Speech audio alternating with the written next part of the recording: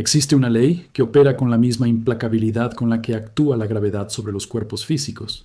No hace excepciones con quienes no la conocen. No concede una misericordia especial a quienes la ignoran de buena fe. No suspende sus efectos para quienes la desconocen por falta de acceso a la enseñanza que la revela. Simplemente actúa, siempre, sobre todo ser humano que existe, independientemente de su cultura, su religión, su formación intelectual o su nivel de desarrollo espiritual. Y los efectos de su violación, que Rudolf Steiner describió con una claridad que sus contemporáneos rara vez pudieron asimilar plenamente, son visibles en todo el ámbito de la vida humana individual y colectiva, en el sufrimiento que no se puede comprender, en las relaciones que se destruyen repetidamente por los mismos patrones, en las enfermedades que la medicina trata, en síntomas sin tocar las causas, en el cansancio existencial que no tiene nombre, pero que habita la vida cotidiana de innumerables seres humanos que funcionan perfectamente bien por fuera y se disuelven lentamente por dentro. Esta ley tiene un nombre simple, casi demasiado simple para la profundidad de lo que contiene. Es la ley de correspondencia entre el mundo interior y el mundo exterior. Steiner lo expresó de diferentes maneras a lo largo de su vasta obra, adaptando el lenguaje al contexto, pero el núcleo siempre fue el mismo. El mundo que un ser humano encuentra fuera de sí mismo no es independiente del mundo que cultiva dentro de sí mismo. No en el sentido vulgar y superficial de que el optimismo atrae buenas experiencias y el pesimismo malas, lo cual es una caricatura de la ley que la reduce a una fórmula de autoayuda. Pero en un sentido mucho más profundo y riguroso, las fuerzas espirituales que un ser humano pone en movimiento a través de sus pensamientos, sus emociones y sus acciones crean condiciones en el tejido espiritual de la realidad que necesariamente se expresan tarde o temprano en lo que encuentra, en las circunstancias que aparecen en su vida, en las cualidades de las relaciones que desarrolla, en los obstáculos y oportunidades que surgen en su camino. No porque exista una entidad externa que reparta recompensas y castigos de acuerdo con un registro moral, sino porque la realidad espiritual obedece leyes que relacionan causas y efectos de maneras que trascienden el tiempo y el espacio inmediatos. Para entender por qué casi nadie respeta esta ley, es necesario entender primero por qué casi nadie la ve operando en sus propias vidas. El problema fundamental es el del desfase temporal. Entre la causa espiritual y el efecto que produce en la vida exterior, puede haber un espacio de tiempo que va desde semanas hasta décadas, o incluso, en la perspectiva kármica que Steiner consideraba central para la comprensión completa de la ley, vidas enteras. Un ser humano que cultiva durante años una cualidad específica de pensamiento, ya sea desconfianza crónica, envidia no reconocida, resentimiento acumulado que nunca se convierte en perdón o, alternativamente, gratitud genuina, compasión que se extiende más allá del círculo inmediato, honestidad que no negocia con las propias ilusiones, este ser humano no verá inmediatamente los frutos de estas cualidades internas expresadas en el mundo exterior. Solo verás el presente inmediato, que es en sí mismo producto de condiciones internas de un pasado que quizás ya no recuerdes. Y esta brecha entre causa y efecto es precisamente lo que hace que la ley sea casi invisible para quienes no han sido entrenados para percibirla. Hay algo aún más sutil que Steiner destacó repetidamente y que constituye quizás el aspecto más contradictorio de todo el asunto. El ser humano tiende naturalmente a buscar las causas de las circunstancias de su vida en los acontecimientos externos que las precedieron inmediatamente. Si pasa algo malo, preguntan, ¿qué pasó mal antes? Si sucede algo bueno, preguntan, ¿qué hice bien recientemente? Esta causalidad superficial y temporal, que busca la causa en la misma dimensión y en el mismo periodo que el efecto, es precisamente lo que hace que la ley espiritual sea tan difícil de percibir.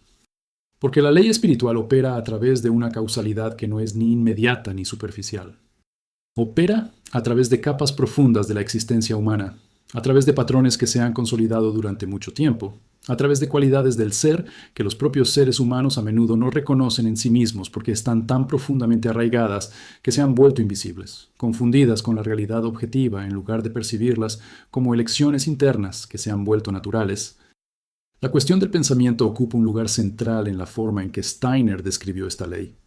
No pensar en el sentido de razonamiento lógico consciente, que es solo una fracción del pensamiento total de un ser humano, pero el pensamiento en su sentido más amplio, la totalidad de los movimientos internos que constituyen la vida mental de una persona, incluidos los pensamientos semiconscientes que corren como fondo, mientras la atención se centra en otra cosa, los juicios automáticos que se forman instantáneamente sobre situaciones y personas, las narrativas que los seres humanos se dicen a sí mismos sobre quiénes son, sobre lo que merecen, sobre lo que el mundo les debe y lo que ellos le deben al mundo. Todo esto se piensa en el sentido espiritualmente relevante de la palabra, y todo tiene consecuencias que se propagan más allá de la esfera subjetiva privada y encuentran expresión en eventos y circunstancias que el pensamiento superficial nunca conectaría con sus causas internas. Steiner fue especialmente estricto con el pensamiento negativo disfrazado de realismo. La persona que habitualmente piensa mal de los demás, que interpreta las acciones de los demás desde una perspectiva de sospecha y juicio, que siempre encuentra el fallo, el defecto, la mala intención detrás de cualquier comportamiento, esta persona muchas veces se justifica diciendo que solo está siendo realista, que solo está viendo las cosas como son. Y hay casos en los que esta valoración negativa es realmente correcta. Pero lo que Steiner llamó la atención es el patrón, no el caso específico. La persona que habitualmente piensa mal no está simplemente registrando una realidad objetiva.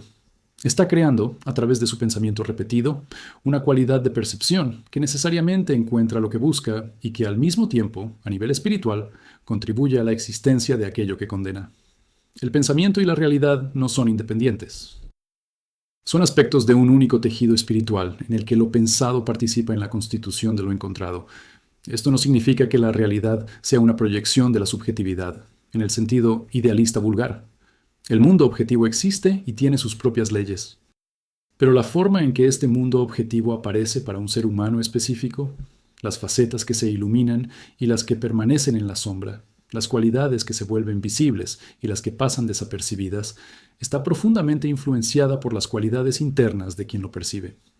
Un ser humano que ha acostumbrado su percepción a encontrar lo negativo, lo amenazante y lo malicioso, en realidad encontrará más de ello en su mundo que alguien con cualidades internas opuestas, no necesariamente porque su mundo objetivo sea objetivamente más negativo, sino porque su percepción ha sido entrenada para iluminar selectivamente esas dimensiones de la realidad. Y con el tiempo, la persistencia en esta forma de percibir crea condiciones que efectivamente atraen experiencias que confirman la percepción, en un circuito de retroalimentación que la ley espiritual sostiene con la misma implacabilidad con la que la ley de la gravedad sostiene la caída de los cuerpos. La dimensión de las emociones es igualmente central para comprender esta ley e igualmente ignorada en la vida práctica de la gran mayoría de los seres humanos.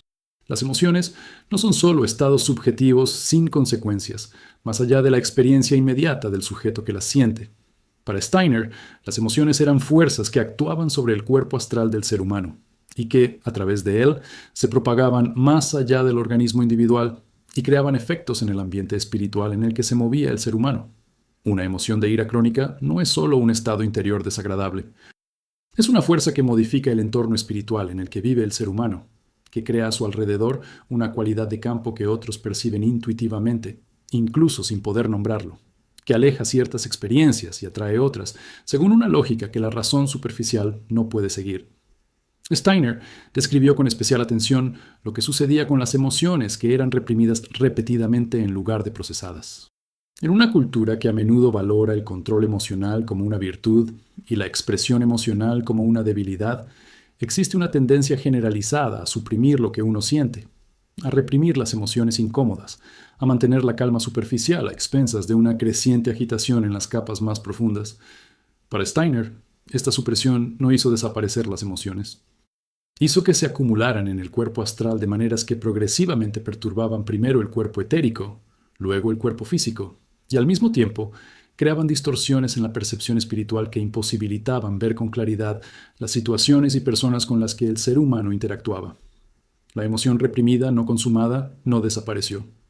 Emigró a un nivel más profundo, donde ejerció su influencia de forma menos visible y más difícil de detectar. El orgullo espiritual fue un caso particular que Steiner mencionó repetidamente como una de las formas más peligrosas de violación de la ley espiritual que describió. No el orgullo vulgar y fácilmente identificable, que todos reconocen como un obstáculo al desarrollo, sino el orgullo sutil, casi invisible, que se infiltra precisamente en los dominios donde el ser humano cree haber avanzado espiritualmente. La persona que estudió M, una persona que sabe mucho sobre espiritualidad, que ha asistido a muchas enseñanzas y absorbido muchos conceptos sobre el desarrollo interior, puede desarrollar una forma de orgullo intelectual espiritual que es a la vez más peligrosa y menos notoria, porque no se expresa como una arrogancia obvia, sino como una sutileza de juicio, una capacidad de encontrar siempre el error de otra persona, una facilidad para notar dónde se equivocan los demás y la correspondiente dificultad para darse cuenta de dónde aún no se ha llegado. Steiner llamó a este fenómeno una de las principales trampas del camino espiritual, y sus palabras al respecto fueron inequívocas. El conocimiento espiritual que se convierte en motivo de orgullo se convierte en un obstáculo espiritual de primera magnitud, porque precisamente crea la ilusión de que el trabajo interior ya está hecho cuando aún está por hacer, la sensación de haber llegado cuando aún está en el principio, la rigidez de quien cree saber, cuando el conocimiento genuino requiere la flexibilidad permanente de quien reconoce que siempre hay más por saber. Y el destino espiritual que crea esta ilusión es siempre el mismo. La vida exterior acaba produciendo circunstancias que revelan, a menudo dolorosamente, los puntos que el orgullo había convenientemente dejado en la sombra. Hay un aspecto de la ley espiritual que Steiner describió que tiene particular relevancia para el mundo contemporáneo y que se relaciona con la forma en que los seres humanos tratan el tiempo. La civilización moderna es una civilización que tiene prisa, que valora la velocidad por encima de casi todo, que desarrolla tecnologías cada vez más sofisticadas para comprimir el tiempo, para lograr en minutos lo que antes tomaba días, para eliminar toda espera y toda lentitud en el fluir de la vida. Y dentro de esta cultura de la prisa, el tiempo necesario para la maduración interior, para la digestión real de las experiencias vividas, para la transformación genuina de los patrones internos, este tiempo se trata como un lujo que pocos pueden permitirse.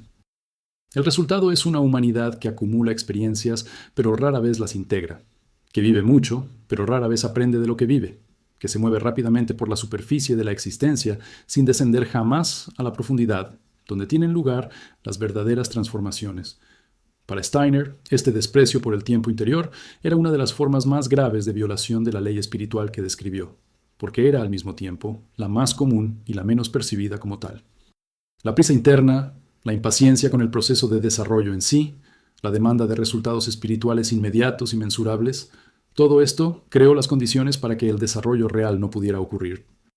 Porque el genuino desarrollo espiritual obedece a leyes de maduración que no están sujetas a la voluntad inmediata, que tienen sus propios ritmos, que requieren no solo esfuerzo, sino espera activa, no solo acción, sino contemplación, no solo progreso, sino asimilación de lo ya recorrido antes de avanzar al siguiente paso. La ley de la que hablamos se manifiesta quizás con mayor claridad y mayor crueldad en las relaciones humanas. Es en las relaciones donde la ley espiritual muestra su cara más implacable, porque es en las relaciones donde los patrones internos encuentran su espejo más claro e inevitable. Steiner enseñó que no hay coincidencia en las relaciones que atraemos a nuestras vidas. Las personas que conocemos, especialmente aquellas que se quedan por un periodo de tiempo significativo y que nos afectan profundamente, ya sean estas relaciones placenteras o dolorosas, vienen a nosotros debido a correspondencias espirituales que se establecen entre las cualidades internas de ambas partes. Esto no significa que toda relación sea armoniosa o que cada persona que conocemos sea espiritualmente compatible con nosotros. Significa que hay una razón espiritual para el encuentro, que va más allá del azar o la conveniencia superficial. Las relaciones que se repiten en patrones destructivos, que parecen traer siempre el mismo tipo de sufrimiento con diferentes rostros, son para Steiner una señal especialmente clara de que hay algo en la cualidad interior del ser humano que necesita transformación y que el entorno espiritual está proporcionando los espejos necesarios para que esta transformación pueda ser percibida. La persona que se encuentra repetidamente en relaciones de dominación y sumisión, o de traición y abandono, o de incomprensión e invisibilidad, no es simplemente desafortunada en el amor y en las amistades. Está siendo confrontado por una ley espiritual con un patrón interno que necesita trabajo, con una cualidad de ser que aún no ha sido transformada y que, por lo tanto, continúa creando las condiciones para que el mismo tipo de experiencia se repita hasta que se produzca la transformación. Esta perspectiva puede parecer cruel si se malinterpreta, como si culpara a la víctima de su sufrimiento. Pero Steiner fue absolutamente claro acerca de la diferencia y entre comprensión espiritual y culpabilidad moral. La ley espiritual no opera mediante juicio y castigo, opera a través de la correspondencia y el aprendizaje. Una persona que atraviesa relaciones destructivas no es castigada por culpa moral. Simplemente está cosechando los frutos de patrones internos que ella misma no eligió conscientemente, que fueron formados por influencias que incluyen la herencia kármica de vidas anteriores y las condiciones de desarrollo de la vida actual, y que ahora necesitan transformación. La percepción de esta dinámica no es una invitación al autojuicio, sino al autoconocimiento, no a la humillación, sino a la genuina responsabilidad, que es algo completamente diferente a la culpa. Steiner insistió en que la responsabilidad espiritual genuina era una de las formas más elevadas de libertad humana, porque reconocer que los patrones de la vida exterior corresponden a cualidades internas que pueden transformarse era reconocer que uno no era simplemente una víctima pasiva de las circunstancias externas, que había una agencia, una capacidad de intervención en el propio destino que el determinismo materialista negaba, pero que la experiencia espiritual confirmaba. No la intervención mágica e inmediata de quienes simplemente deciden querer una vida diferente, que es la caricatura de la ley que a menudo produce la nueva era, sino la intervención paciente, disciplinada y profunda, de quien se compromete en el trabajo de transformar sus propias cualidades interiores, sabiendo que este trabajo producirá frutos, que tal vez no sean inmediatamente visibles, pero que son absolutamente reales y absolutamente inevitables, según la ley que rige la correspondencia entre el interior y el exterior.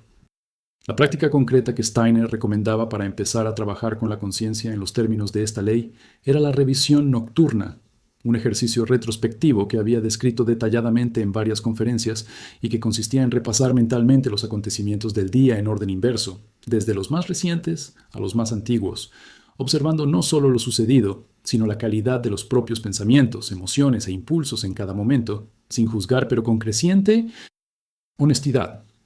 Este simple ejercicio, que pocos practicaban con la regularidad y seriedad necesarias, tuvo múltiples efectos espirituales. Desarrolló la capacidad de autoobservación, que era la condición de toda transformación interior real.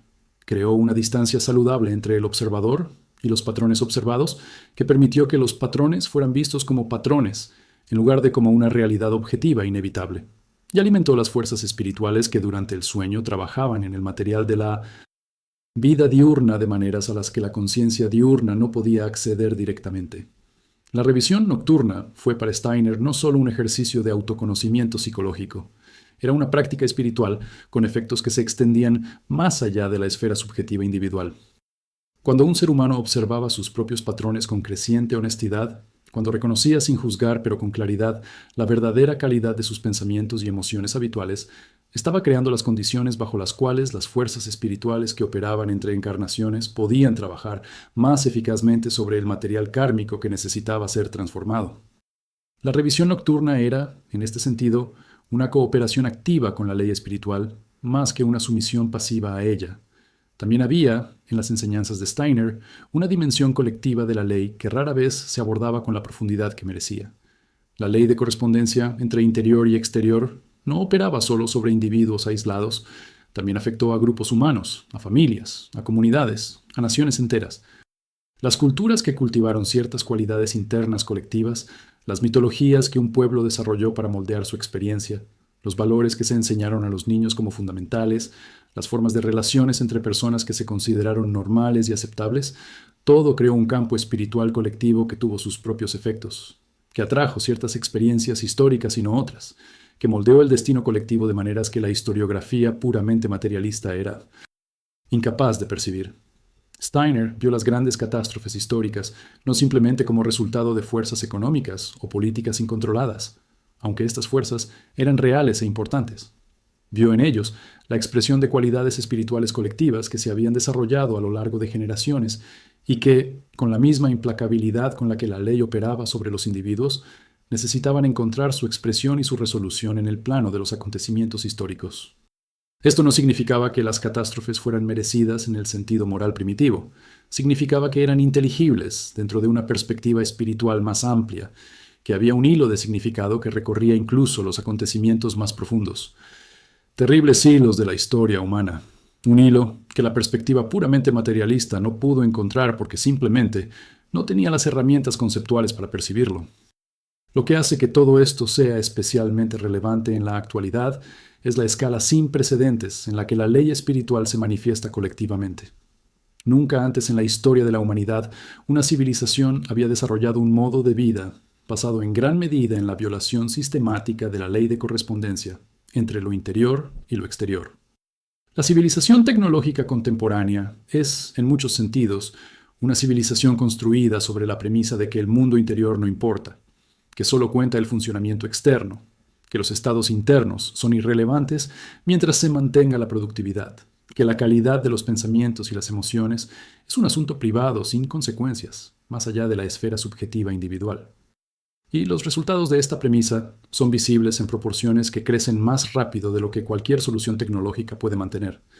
La epidemia global de ansiedad y depresión que la Organización Mundial de la Salud documenta, con datos cada vez más alarmantes, no es simplemente un problema de salud pública que pueda resolverse con medicamentos más eficaces o un mayor acceso a la terapia. Es la expresión colectiva de una civilización que cultivó durante décadas las condiciones internas para este resultado y que ahora se encuentra frente a sus frutos, sin las herramientas conceptuales para comprender lo sucedido, porque las herramientas conceptuales disponibles no incluyen la dimensión espiritual que haría inteligible el proceso. Es la ley espiritual que opera a escala civilizatoria, con la misma implacabilidad con la que opera en cada individuo y con la misma oferta implícita, la posibilidad de transformación para aquellos que estén dispuestos a percibir el patrón y trabajar en sus causas reales en lugar de simplemente tratar sus síntomas. Steiner decía que la ley espiritual era al mismo tiempo la más severa y la más misericordiosa de las leyes. Severo porque no hizo excepciones, no negoció, no se dejó convencer con argumentos ni ablandado con súplicas. Misericordioso porque era absolutamente imparcial, porque se aplicaba a todos por igual, porque no tenía favoritos ni guardaba rencores, y porque la transformación que exigía era siempre posible, siempre real, siempre capaz de dar frutos, sin importar cuántos años o cuántas vidas hubiera solidificado el patrón. Nunca era demasiado tarde para empezar a trabajar. Nunca hubo un punto de no retorno más allá del cual la transformación se volviera imposible. La ley que produjo el sufrimiento como consecuencia de la ignorancia fue la misma ley que produjo el florecimiento como consecuencia del desarrollo consciente. Y la elección entre uno y otro, por muy determinada que estuviera por las condiciones del pasado, siempre quedó en última instancia en manos de cada ser humano que decidió despertar a lo que estaba sucediendo y responsabilizarse de trabajar con lo que la vida le había puesto por delante. Esta es quizás la dimensión más profundamente esperanzadora de la enseñanza de Steiner sobre la ley espiritual que casi nadie respeta, que el sufrimiento no es el destino final. Es la señal de que algo necesita cambiar y la invitación a realizar ese cambio en el único lugar donde siempre comienza cualquier cambio real, que es dentro de uno mismo, en la calidad de los pensamientos, en la honestidad con la que uno mira sus emociones, en la responsabilidad que uno asume por los patrones que la vida exterior refleja con la fidelidad implacable de un espejo que nunca miente. Hay una dimensión de la ley espiritual que Steiner exploró insistentemente cuando habló del pensamiento vivo en contraste con el pensamiento muerto. La mayor parte del pensamiento humano cotidiano es un pensamiento muerto. Repite lo que ya ha sido pensado. Recombina conceptos ya formados. Avanza por senderos establecidos por el hábito y el condicionamiento. Es el pensamiento que confirma lo que ya se cree en lugar de cuestionarlo, que busca en los acontecimientos externos la confirmación de narrativas internas ya fijadas. Y este pensamiento, por sofisticado que parezca en su superficie, crea un endurecimiento progresivo de la vida interior que es imperceptible para quienes lo viven y absolutamente visible en sus efectos sobre la vida exterior. El pensamiento vivo, por el contrario, era para Steiner un pensamiento que se movía genuinamente hacia lo desconocido, que estaba dispuesto a dejarse sorprender por sus propios descubrimientos, que mantenía la apertura necesaria para que pudieran surgir nuevas ideas, en lugar de ser asimilado inmediatamente a categorías existentes y, por tanto, neutralizado. El pensamiento vivo requería un tipo de coraje que el pensamiento muerto nunca necesitó ejercer. El coraje de cuestionar las propias certezas, de habitar la incertidumbre sin la ansiedad que insta a resolverla prematuramente, de permanecer abierto sin disolverse en la apertura.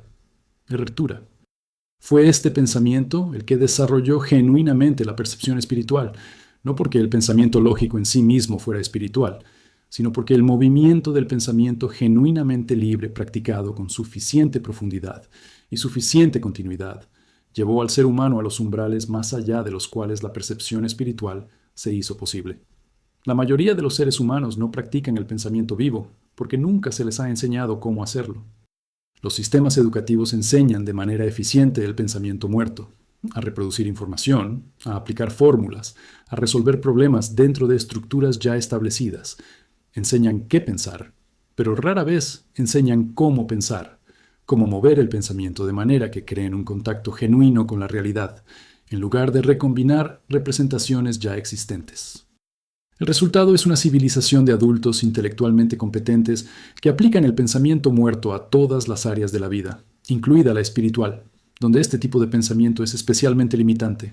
La ley espiritual tenía, en este contexto, una implicación específica sobre la calidad del pensamiento que era difícil de aceptar. El pensamiento superficial y repetitivo no era espiritualmente neutral. Fue activamente perjudicial porque creó una disposición final que hizo cada vez más difícil entender lo que la ley intentaba comunicar. Cada vez que un ser humano interpretaba sus experiencias a partir de un conjunto fijo de suposiciones incuestionables, hacía esas suposiciones más impermeables a lo que la realidad tenía que decir. Y la ley, que nunca deja de hablar, amplificó su mensaje creando circunstancias cada vez más difíciles, hasta que el endurecimiento se dio lo suficiente para que entrara la realización. Steiner también habló sobre el papel del silencio en esta dinámica. El silencio del que hablaba no era simplemente la ausencia de sonido externo. Era silencio interior, la capacidad de acallar el flujo continuo de pensamientos y evaluaciones que constituyen el ruido de fondo permanente de la mente moderna. Este ruido interior, que incluye no solo pensamientos articulados conscientemente, sino también el murmullo constante de juicios, preocupaciones y planes, era uno de los principales obstáculos para la percepción de la ley espiritual que opera en la vida de una persona. Porque la ley espiritual se comunica a través de impresiones sutiles que llegan en los intervalos entre pensamientos y necesitan quietud para volverse perceptibles. La persona que nunca se calla, que llena cada momento con estímulos externos, que utiliza la música, las noticias y las redes sociales como sustitutos de la capacidad de estar consigo mismo en quietud, no es simplemente alguien que no practica la meditación. Es alguien que impide sistemáticamente que la dimensión espiritual de su existencia encuentre el espacio para hacerse perceptible. La ley funcionará de todos modos. Seguirá creando los efectos de las cualidades interiores cultivadas, pero quien la ignore a través del ruido perderá la oportunidad de comprender lo que está sucediendo y trabajar conscientemente en lugar de simplemente dejarse llevar. Steiner describió un fenómeno que llamó experiencia umbral, el momento en el que el desarrollo interior de un ser humano alcanza un punto en el que las dimensiones espirituales de la realidad comienzan a volverse perceptibles de una manera que hasta ahora no lo habían sido. Este momento, que describió con considerable precisión fenomenológica, fue a la vez un gran logro y un gran riesgo. Un logro porque representó el inicio de una forma de conocimiento que iba más allá de lo que los sentidos y el intelecto convencional podían ofrecer. Un riesgo porque lo que se hizo perceptible en el umbral incluía no solo las dimensiones bellas y elevadas del mundo espiritual, sino también las dimensiones oscuras, las fuerzas que trabajaban contra el desarrollo humano, los llamados seres de oposición que identificó como Lucifer y Ahriman, cada uno de los cuales representaba una forma específica de desviación del camino del desarrollo equilibrado.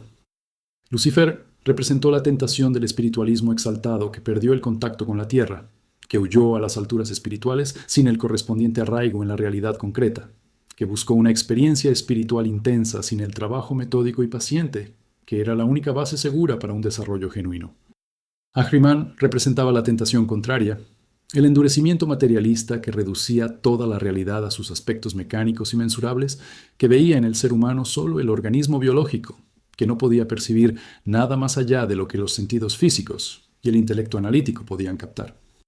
Ambas fuerzas eran reales y peligrosas, y ambas se volvían más activas precisamente cuando un ser humano comenzaba a acercarse al umbral espiritual, porque era en ese punto donde su influencia podía desviar el desarrollo en los sentidos más significativos.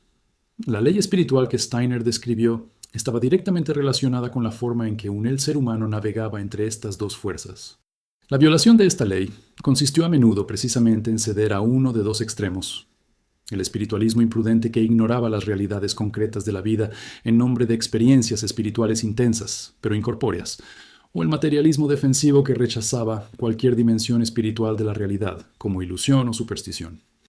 El camino que propugnaba Steiner era el de una conciencia que permaneciera firmemente plantada en la realidad concreta y se abriera progresivamente a las dimensiones espirituales de esa misma realidad, sin abandonar ninguno de los polos, sino integrándolos en una visión que los incluyera y trascendiera. Este equilibrio no fue un logro que se lograra una vez y se mantuviera para siempre. Era una tarea permanente, un ejercicio continuo que necesitaba ser renovado. Las fuerzas que tiraban hacia cada extremo no cesaban, y la vigilancia para notar cuándo se alteraba el equilibrio debía cultivarse con la misma regularidad con la que un músico practica las escalas. La ley operó con especial claridad en esta dinámica. Quienes perdieron el equilibrio hacia Lucifer Encontraron circunstancias que los obligaron a volver a la concreción, a través de enfermedades, fracasos prácticos o el colapso de ilusiones insostenibles.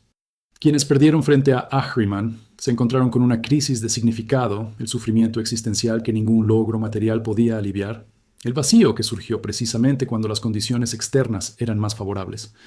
En las enseñanzas de Steiner sobre esta ley, también había algo que llamó la ley del amor, a la vez su expresión más elevada y su forma más frecuentemente violada.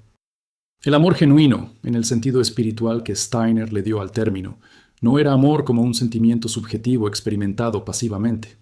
Era una fuerza activa, una cualidad de atención y presencia que percibía al otro no solo en su realidad presente, sino en su potencial espiritual, que se relacionaba con el ser que el otro estaba en proceso de convertirse. Este amor, que Steiner identificaba con la fuerza crística encarnada en el acontecimiento del Gólgota, era para él la ley más fundamental de todas, de la que todas las demás eran expresiones parciales. Y su violación, la más común de todas, porque contradice más profundamente las tendencias del ego no transformado, produjo los frutos más dolorosos. La violación del amor espiritual no fue simplemente la ausencia de sentimientos amorosos. Era el ejercicio habitual de su contraparte, el juicio que deshumaniza, la comparación que disminuye, la indiferencia que ignora la dimensión espiritual del otro, la proyección que ve en el otro solo un espejo de las propias expectativas en lugar de un ser irrepetible con dignidad propia. Y el destino que creó esta violación fue la soledad espiritual, la incapacidad de conectarse verdaderamente, el sufrimiento de alguien que siempre está rodeado de personas pero que nunca realmente se encuentra con ellas. La ley espiritual, que Steiner dijo que casi nadie respeta, no es una ley externa impuesta desde fuera. Es una ley que el ser humano lleva dentro de sí, una expresión de su propia naturaleza más profunda, que produce sufrimiento cuando se viola, no porque haya un castigo infligido desde afuera, sino porque el ser humano está orientado hacia una dirección de desarrollo, y cuando va en contra de esa orientación, está trabajando contra sí mismo con toda la fuerza que puede emplear a su favor. El sufrimiento resultante no es un castigo, es información. Es la señal de que la dirección está equivocada, de que hay un patrón listo para ser transformado si hay suficiente coraje y humildad para reconocerlo. Y el florecimiento que resulta cuando se respeta la ley, cuando los seres humanos aprenden a alinear la calidad de sus pensamientos, emociones y acciones con las exigencias de su desarrollo espiritual, no es una recompensa concedida desde fuera. Es la expresión natural de lo que es un ser humano cuando verdaderamente es lo que es. Cuando la ley de su propia naturaleza más profunda y la ley de la realidad espiritual en la que existe coinciden en un mismo movimiento de desarrollo, que es, al mismo tiempo, el camino individual de cada ser humano y el camino de la humanidad hacia lo que está por llegar a ser.